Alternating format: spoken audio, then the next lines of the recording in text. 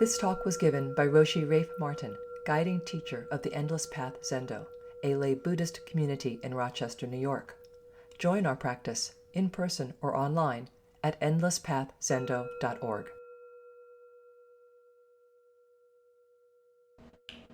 So today is Saturday, July 11th, and at long last we will resume looking at reading and commenting on actually a book of mine from a couple of years ago, The Zen Life of Bodhisattvas.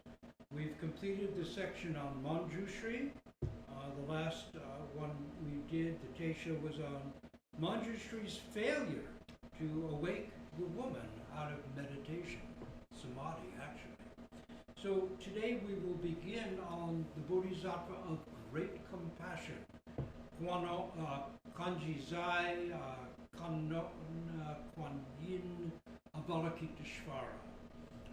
And the case we'll start with is really to set in place the whole issue of the Bodhisattva of Great Compassion.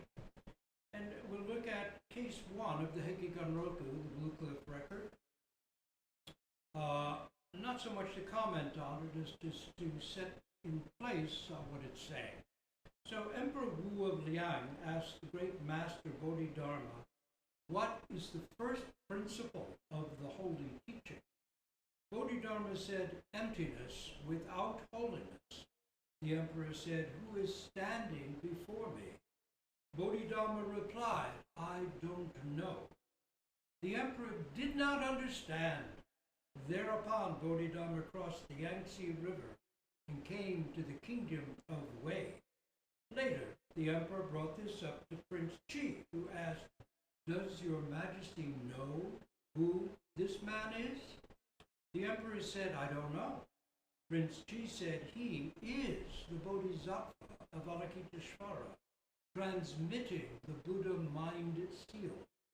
The emperor felt regretful and wanted to send an emissary to invite Bodhidharma to return.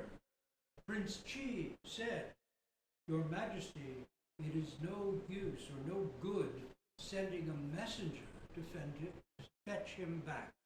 Even if everyone in the whole country were to go after him, he still would not return.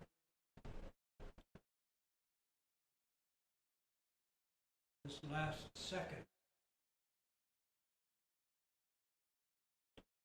the days of my youth, even if we sent everybody in the whole world after them, they would not return.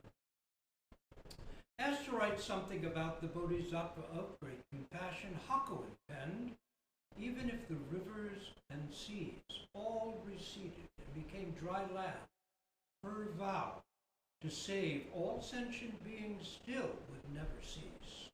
That's, you can find in Complete Poison Blossoms from the Thicket of Thorn, the records of Hakuin's entry. In other words, even if the world turned upside down and seas became mountains and mountains seas, which has actually happened, even then, the Bodhisattva of Great Compassion will not think only of herself and her own needs, but would remain ever dedicated to the welfare of all. That's quite a statement.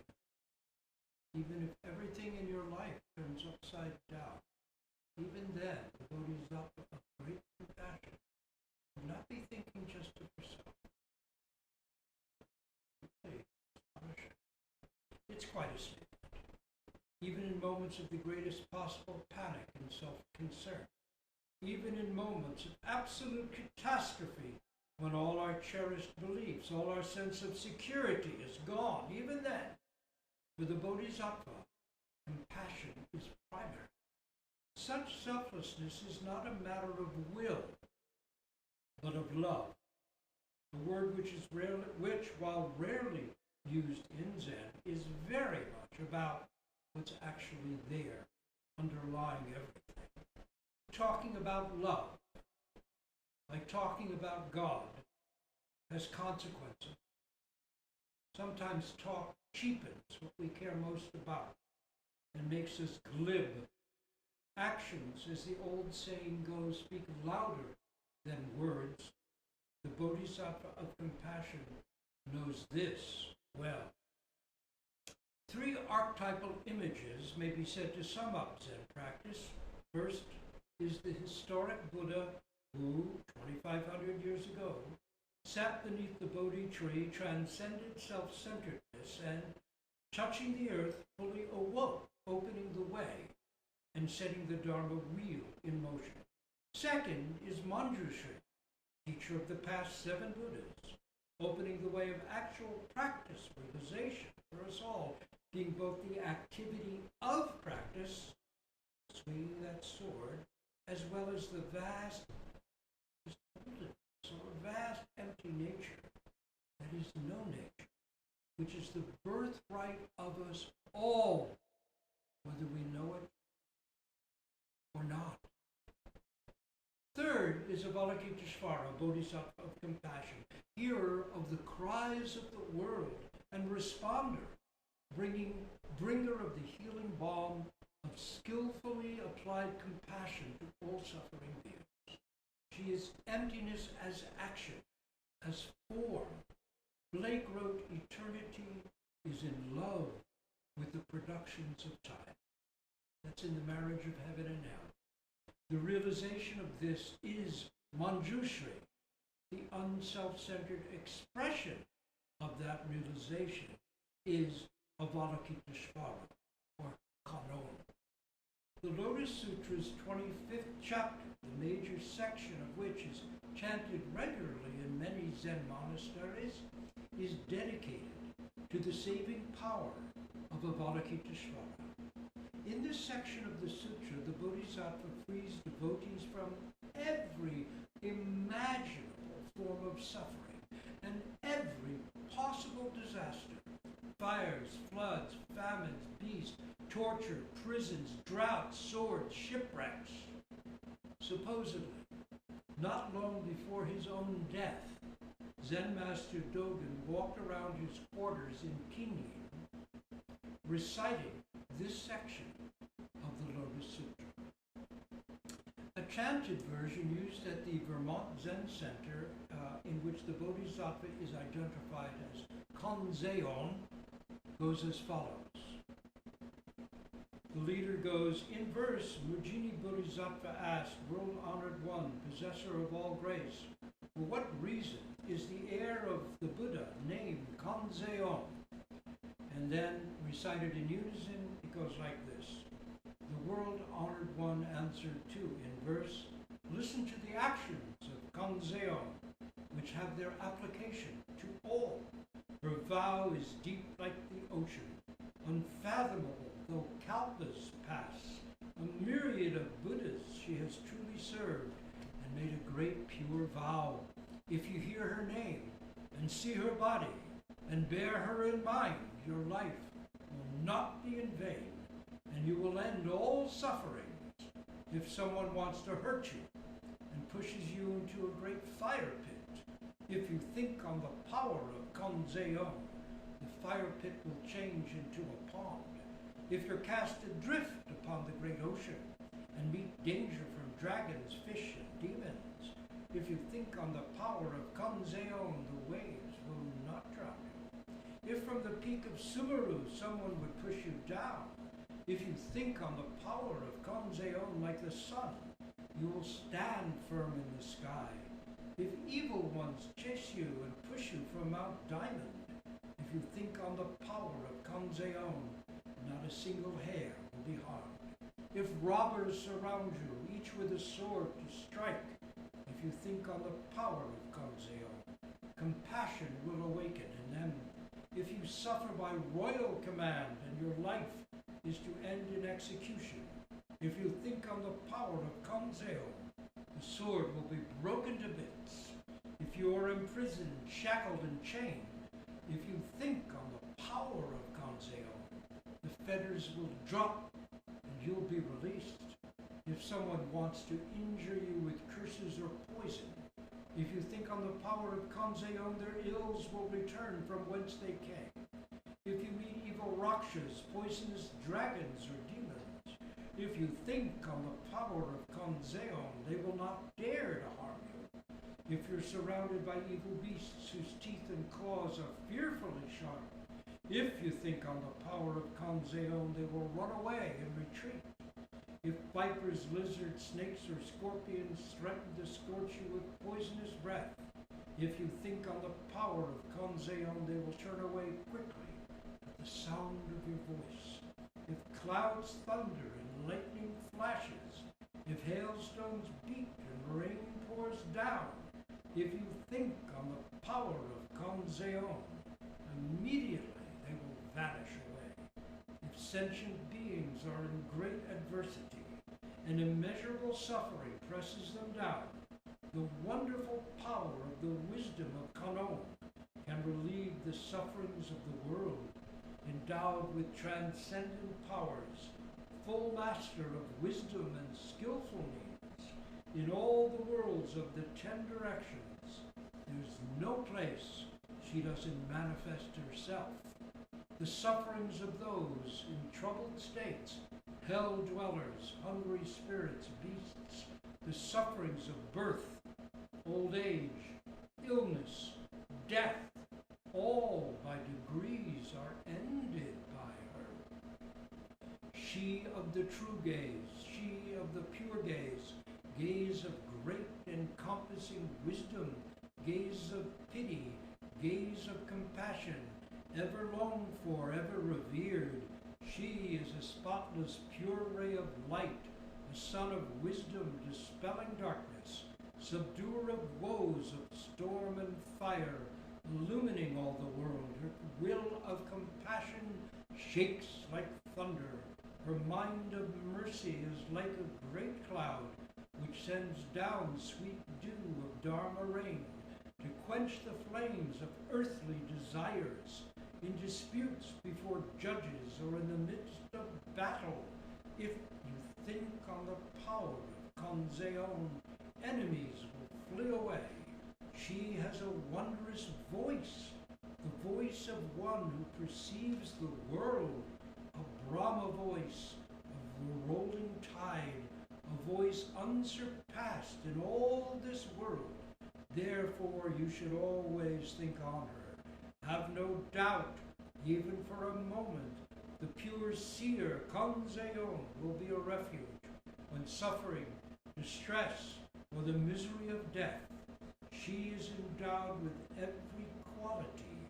Her eye of compassion views all sentient beings. Her ocean of blessings is beyond measure. Therefore, you should pay homage to her. Then Jiji Bodhisattva arose, stood before the Buddha, and addressed him thus. World-honored one, they who hear this scripture of Kanzeon Bosatsu, and hear of her deeds and transcendent powers, no small amount of merit will they gain.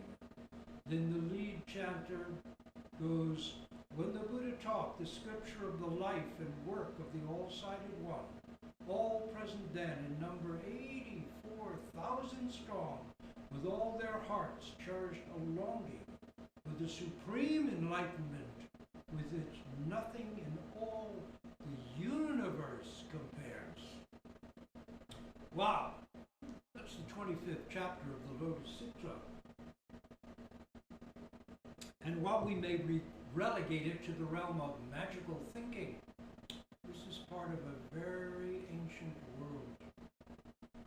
Something really upheld by Zen tradition, not to be flattened out by over-psychological or conceptual understandings of Zen.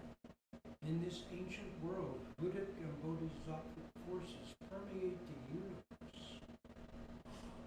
This is something not to be looked across or looked away from lightly, or looked askance at. This is a very ancient world. This is the world that myth touches on, ritual, the right sort. Not empty, ritual touches that indigenous cultures have held in many, many ways. The living universe, forces we can barely comprehend when we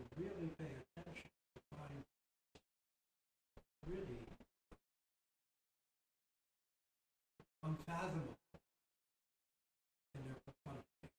A leaf, an ant, a blade of grass, unfathomable. This is the universe of Kanzeo, hearer of the cries of the world. Iconographically, Avalokitesvara, or Kanon, appears in a variety of forms. He may be seated at ease beside a stream or river, beneath the branches of a willow. He may be standing, looking steadily out at the world and its being, sometimes holding a vase or jar filled with healing balm. When the vase is upright, healing power is held in readiness. When the vase is pointed downward, as it is with the large Kanon figure in the shrine room, it is pouring out into the world. Kanon may hold a scroll, as the Kanon to the left of the altar does right up there. Or appear as a fisherman's wife holding a basket. In India, China, and Tibet, as well as in Japan, Avalokitesvara may also often appear in masculine form, as in the many painted and carved images at China's Dunhuang and Lungmen cave temples and grottos. In the hall of the 1001 Buddhas in Kyoto, the Sanju Songendo, Japan, stand 1,000 life-size androgynous masculine gilded kanons, each with a uniquely individual face, like snowflake, no two alike. At the center of the orderly rows of 1,000 life-size standing kanon sits a 1,000-armed, 12-foot-high seated kanon, a replica of which is in the shrine room. It's carved wood, which I got on our pilgrimage to China, but it's very much like the 12-foot-high seated kanon at Sanju Sangendo. Among the Bodhisattva's many various forms, the one with 1,000 arms is considered the most sacred. Known in Japan as Senju Kanon, he or she has 11 heads, topped with a Buddha head, able to look in all directions, and 1,000 arms, with an open wisdom eye in the palm of each hand. The many arms of ropes, trident, staff, bows, arrows, spears, medicine belts, teacups, swords, lotuses, rosaries, flowers, brushes, cushions, bowls, things the Bodhisattva can skillfully use to stop, convert, tie up, or cut down egotism, as well as to heal and nurture suffering beings. It's a dynamic image of active compassion bursting skillfully forth, while at the same time remaining centered and completely at peace. When you look at such a figure, you think, yes, this must be what self-skillful, limitless compassion feels like. We have several 1,000-armed bodhisattvas of compassion here at Endless Path Zendo, several standing kanons, a scroll of the bodhisattva seated by a stream, and a Tibetan tanka of a four-armed Avalokitesvara. All are reminders of and encouragement toward the realization, the personal, intimate realization of our own compassionate nature.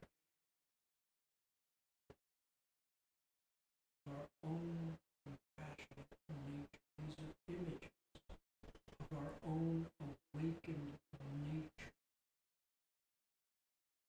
Take that in. What is our own awakened compassionate nature?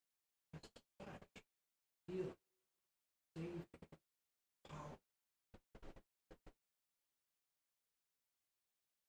We practice to know not just to calm our many anxieties and fears. That's a good thing. And practice does help calm us.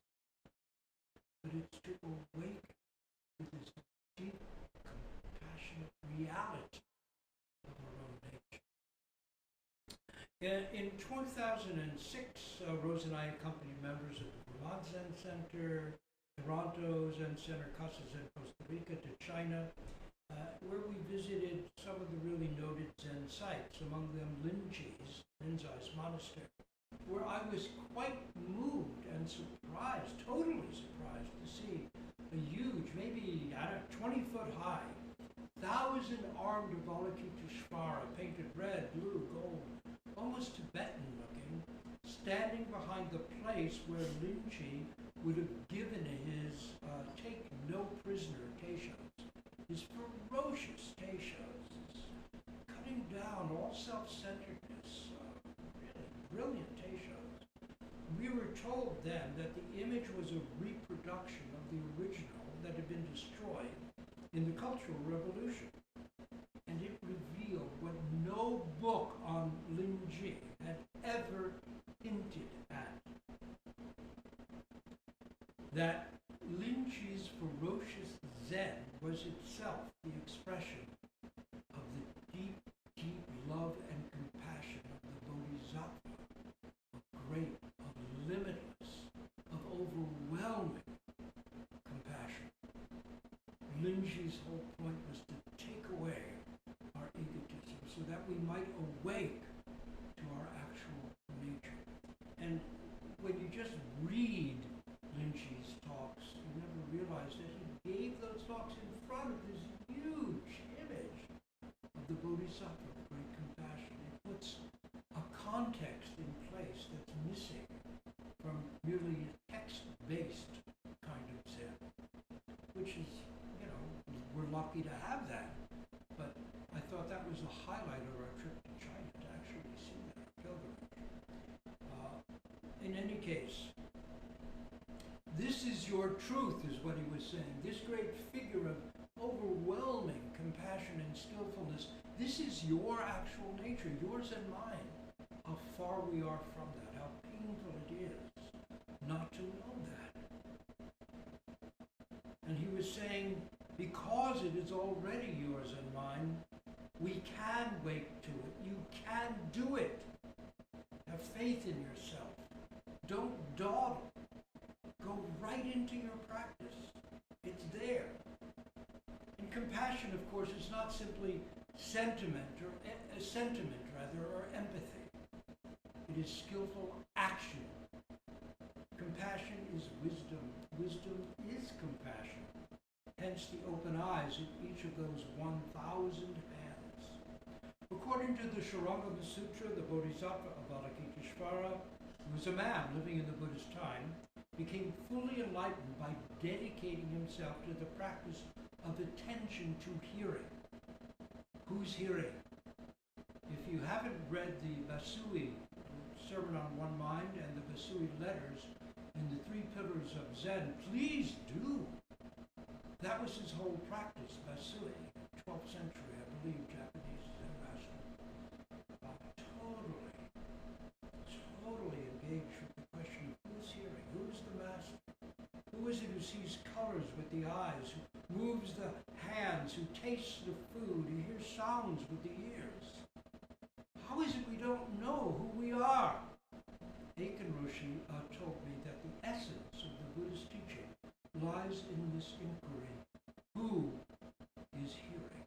A practice that takes you to the very root of it all.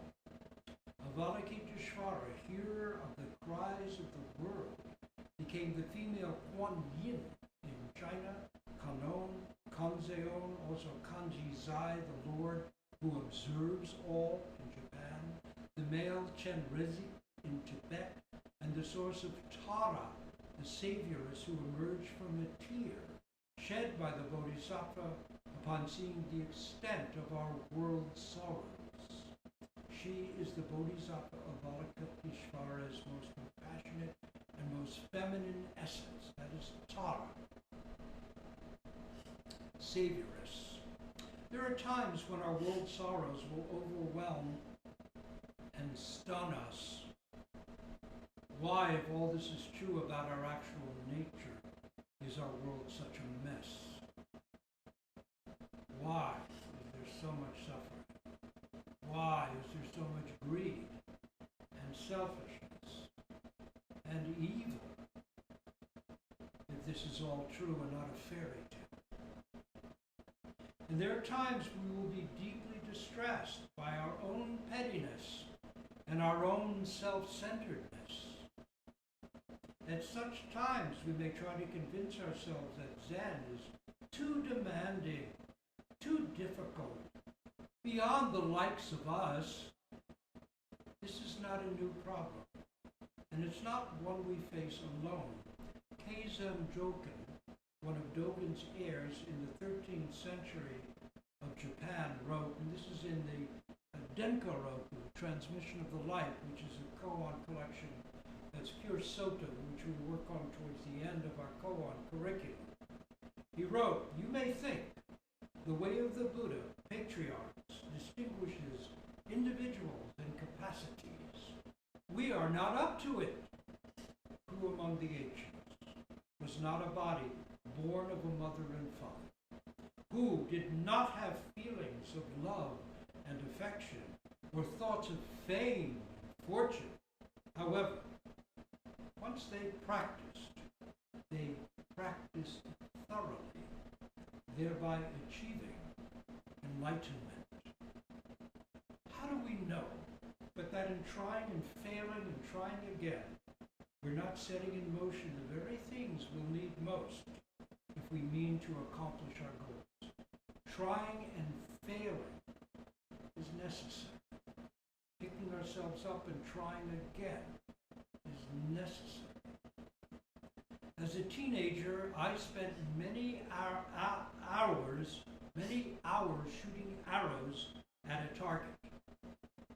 At some point, I seemed to realize that my many misses were all necessary steps toward eventually hitting the bullseye. If we persist in our Zen practice, fears of coming up short, of not being smart enough, or strong enough, or successful enough, get stripped away. In fact, they fall away. They dissolve away. In time, we simply do our best and give our all, regardless of the outcome, to learn to live like this. Giving our best, our all, regardless of the outcome, is itself something that's worth a great deal. And that's the point, to learn to live. The actual Zen practice of enlightenment won't open to us because of our looks. It won't open to us because of our eloquence. It won't open to us because of our smarts. It doesn't deal in such currencies. It couldn't care less who we know or what our salary or social standing might be. It's an iron mountain, or as Western fairy tales might put it, a glass hill. We try to scale it, and inevitably we fall back down. Then we try again. Through trying and failing and trying again, our practice becomes genuine, and we ourselves become authentic. This is how we mature. In this too, we are not alone.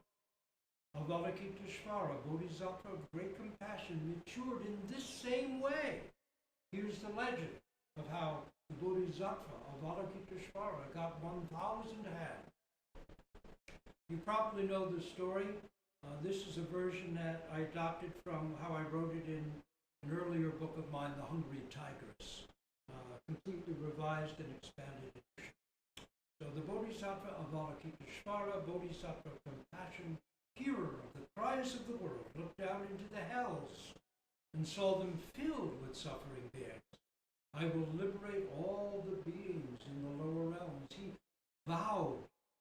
Through countless ages he labored, descending into hell after hell, emptying hell after hell. After eons of heroic exertion, the Bodhisattva stood up and wiped the diamonds of sweat from his brow. He looked down into the now empty, silent hells and smiled. It was done. The hells had been emptied. Here and there was a curling wisp of smoke now and then. Some vast cavern below, faint echoes sounded as a loose brick toppled from a pile of rubble. But the raging fires had been quenched, and the great iron cauldrons of boiling blood were quiet. Sweet silence flowed through the dark halls. Even the raging demons were gone. The horse-headed, the tiger-headed, the horned and fanged ones, they too had been released by the mighty efforts of the compassionate one. Suddenly, there came a wailing scream, and then another. Flames leapt, smoke whirled, blood-filled cauldrons once again bubbled madly. Whips cracked, chains clanged, demons roared. The radiant smile faded from the Bodhisattva's face. In less than an instant, all was exactly as before. The hells were again completely filled. The heart of the Bodhisattva, Avalokitesvara, filled with sorrow. His head broke into 11 heads. His arms shattered into 1,000 arms with an open eye of wisdom in each palm. With his 11 heads, the Bodhisattva could now look in every direction to see the suffering of every being. With 1,000 wisdom-guided arms, he could reach now into any realm to save those in need. Rolling up his 1,000 sleeves, the Bodhisattva once again got back to work.